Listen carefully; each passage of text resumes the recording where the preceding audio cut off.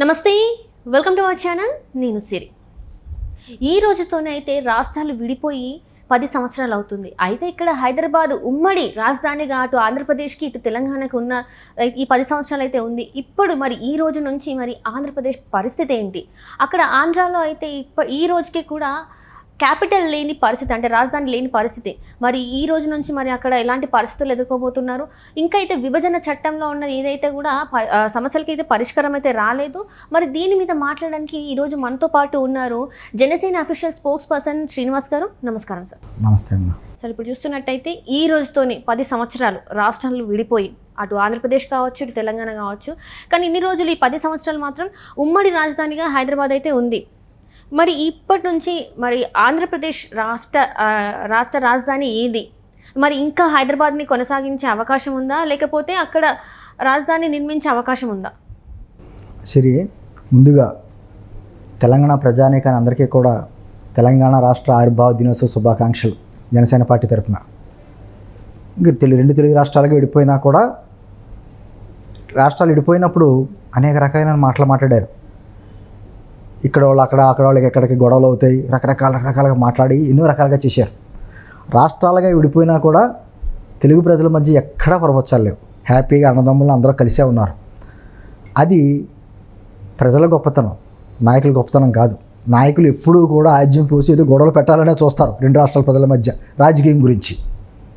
సరే, ఇంకా మనం లోతుగా వెళ్తే ఈ 10 సంవత్సరాలు పరిపాలించినటువంటి తెలంగాణ గవర్నమెంట్ ఎవరిది? టీఆర్ఎస్ని బీఆర్ఎస్గా మార్చున్నారు కదా కేసీఆర్ గారు. ఉద్యమం నుంచే బయటకు వచ్చి ఒక పార్టీ స్థాపించుకుని తర్వాత ఏమో అధికారంలోకి వచ్చి 10 సంవత్సరాలు ఆయన పరిపాలించిన తర్వాత ఆయన 10 సంవత్సరాల తర్వాత ఆయన పదవి కోల్పోవాల్సి వచ్చింది. ఆయన సొంత నిర్ణయాలు లేకపోతే స్వయంకృత అపరాధం ఏదో అందాం, మొత్తానికి అతని అయితే అయిపోయింది. రేవంత్ రెడ్డి గారు సీఎం అయ్యారు. బట్ రాష్ట్ర విభజన జరిగినప్పుడు ఆ రోజు చెప్పిన మాటలు ఏంటంటే, ఒక 10 సంవత్సరాల పాటు హైదరాబాద్ ఉమ్మడి రాజధానిగా ఉంటుంది. ఈ 10 సంవత్సరాల్లో ఆంధ్రప్రదేశ్ ప్రజలు, అక్కడ ప్రజలంటే ప్రభుత్వం, అక్కడ ఒక రాజధాని ఏర్పాటు చేసుకోవడానికి ఒక సమయం అని చెప్పి 10 సంవత్సరాలు ఇచ్చారు.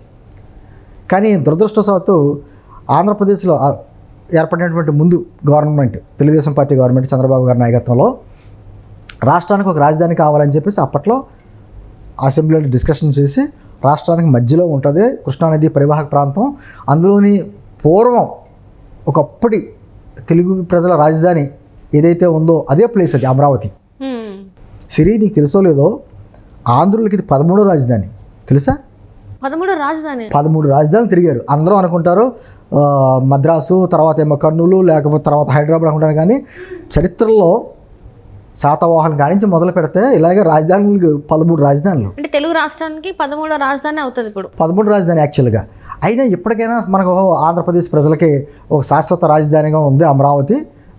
ఇంకా విచిత్రం ఏంటంటే మొట్టమొదటి రాజధాని కూడా అదే అమరావతి. రైట్.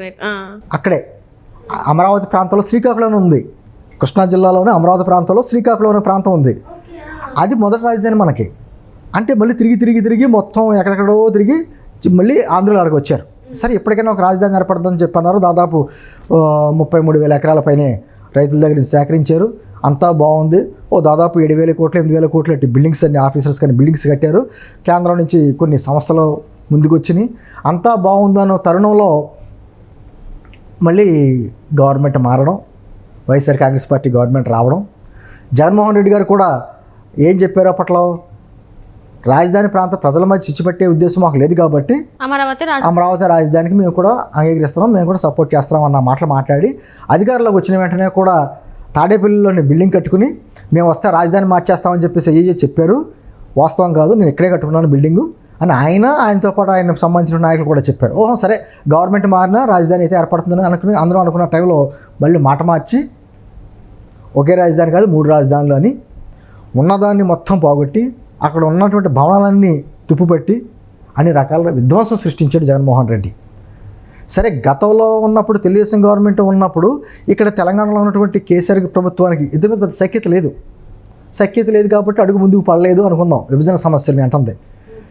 సరే, ఈ వైఎస్ఆర్ కాంగ్రెస్ పార్టీ వచ్చిన తర్వాత జగన్మోహన్ రెడ్డి గారు కేసీఆర్ గారి దగ్గరికి వచ్చి ముఖ్యమంత్రిగా ప్రమాణ స్వీకారం చేయకముందే కౌగులించుకుని ముద్దులు పెట్టుకుని స్వీట్లు తినిపించుకుని అన్ని చేసుకున్నారు కదా.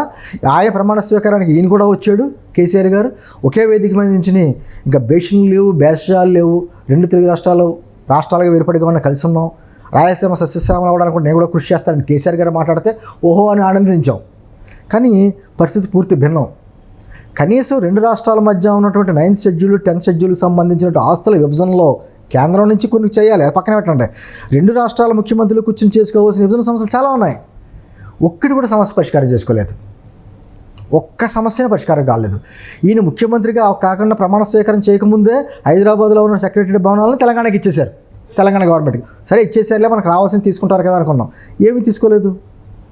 ఆ తర్వాత ఏమంటాడు, ఇంకా లాస్ట్ మూమెంట్లో ఇప్పుడు ఇంక పదవి వెళ్ళిపోతున్న టైంలో కొన్ని నెలల ముందు మొదలుపెట్టి మాకు విద్యుత్కి సంబంధించి బకాయిలు రావాలి, 7,000 కోట్లు మాకు ఇవ్వాలని చెప్పేసి కోర్టులకు ఎక్కుతాడు ఈయన. ఆయనేమో కేసీఆర్ గారు మన ఆయన ఉన్నంతకాలమో మా కృష్ణా పరివాహక ప్రాంతంలో రాయలసీమ లేదు, మా నీళ్లు దోసేశారని చెప్పేసి ఆయన కోర్టుకు వెళ్తాడు. అంటే ఒక టామ్ అండ్ జెర్రీ ఆటలాడారు. అంటే 2 రాష్ట్రాల ప్రజల మధ్యన ఈ రోజున శాంతియుతంగా వాతావరణం ఇన్ని సమస్యలు ఉన్నా కూడా శాంతియుతంగా ఉందంటే ఇక్కడ తెలంగాణ ప్రజల గొప్పతనం, ఆంధ్ర ప్రజల గొప్పతనం. వీళ్ళ మాత్రం క్లాషెస్ లేవు ఈ రాజకీయ పార్టీలు.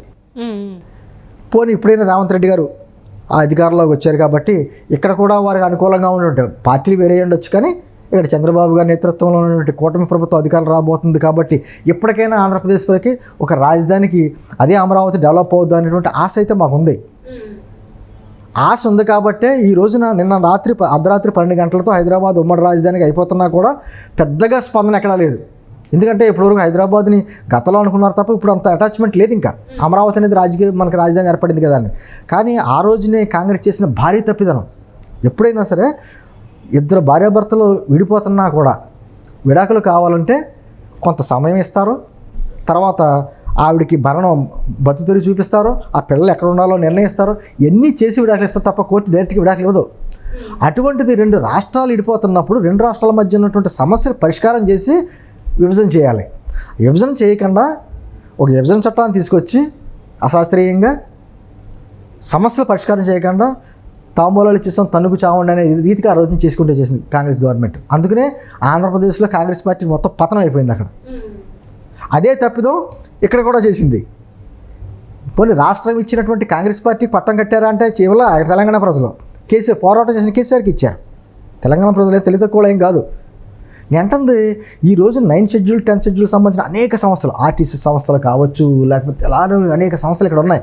దాదాపు 1,45,000 కోట్ల రూపాయలకు సంబంధించినటువంటి షేరింగ్లు జరగాలి, ఇంకా జరగాల. ఎప్పుడు జరుగుతుంది తెలీదు. ఎంతకుమంది విచిత్రం ఏంటంటే ఒక ఉదాహరణ చెప్తారు. ఎక్కువగా నెలను ఏపీ బ్యావరేజెస్ అని కంపెనీ ఉండేది మొత్తం స్టేట్ ఉమ్మడిగా. ఆ కార్పొరేషన్ పేరు చెప్పి అప్పులు తెచ్చారు అప్పట్లో ఉమ్మడిగా ఉన్నప్పుడు ఉమ్మడి రాష్ట్రంలో. రాష్ట్రం విడిపోయిన తర్వాత ఏమైంది, ఆ అప్పు అంతా ఏపీ మీద పడ్డది. తెలంగాణ గవర్నమెంట్ ఏమో తెలంగాణ బ్యావరేజెస్ అని పెట్టుకుంది, కొత్తగా సంస్థ పెట్టుకుంది. కానీ ఉమ్మడిలో చేసిన అప్పు ఏపీ మీద పడ్డది. విభజన కూడా ఎలా చేశారు, ఆస్తులేమో ప్రాంతాల ప్రకారం చేశారు, అప్పులేమో జనాభా పరంగా చేశారు. దాంతో అప్పులు ఎక్కువ ఎక్కడికి వెళ్ళినాయి, ఆన్లైన్. ఆస్తులు ఎవరికి వచ్చినాయి, తెలంగాణకు వచ్చినాయి. నేను అంటుంది ఏదైనా 2 రాష్ట్ర ప్రజలు సఖ్యతగా ఉన్నప్పుడు విభజన సమస్యలు కొంచెం ఎక్కువ తక్కువ అవ్వచ్చు. తెలుగు ప్రజలమే కదా, మనమేం తోటివరమే బయట వాళ్ళేం కాదు కదా. కాస్త ఎక్కువ తెలంగాణ ప్రజలు లబ్ధి పొందొచ్చు, లేకపోతే కాస్త ఎక్కువ ఆంధ్ర ప్రజలు లబ్ధి పొందొచ్చు. కానీ సమస్యలు పరిష్కారం కాకుండా ఈనాటికి 10 ఏళ్ళైన తర్వాత అలాగే ఉన్నాయంటే విభజన సమస్యలు సిగ్గుచేటు. ఒక పక్కన ఆంధ్రప్రదేశ్లో అక్కడ ఉన్నటువంటి ప్రభుత్వ వైఎస్ఆర్ కాంగ్రెస్ ప్రభుత్వం కనీసం రాజధాని ఏమో ఈ రోజున అమరావతిని అలా కంటిన్యూ చేస్తుంటే దాదాపు 1,00,000 కోట్ల పైన ఆదాయం వచ్చేది. మంచి ఆదాయం వచ్చి ఒక్క రైతు కూడా కేసు పెట్టాల మా భూములు తీసుకున్నారని చెప్పేసి అని. మా ప్రాంతం డెవలప్ అవుతుందని చెప్పి అందరూ భూములు ఇచ్చారు.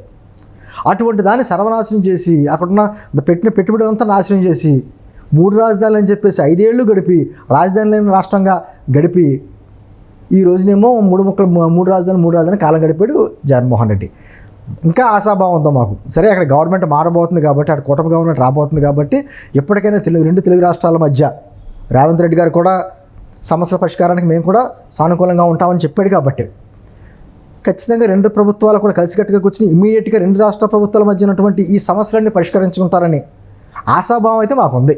ఏం జరుగుతుందో వేచి చూడాలి. Right sir, right. Thank you so much. నమస్తే.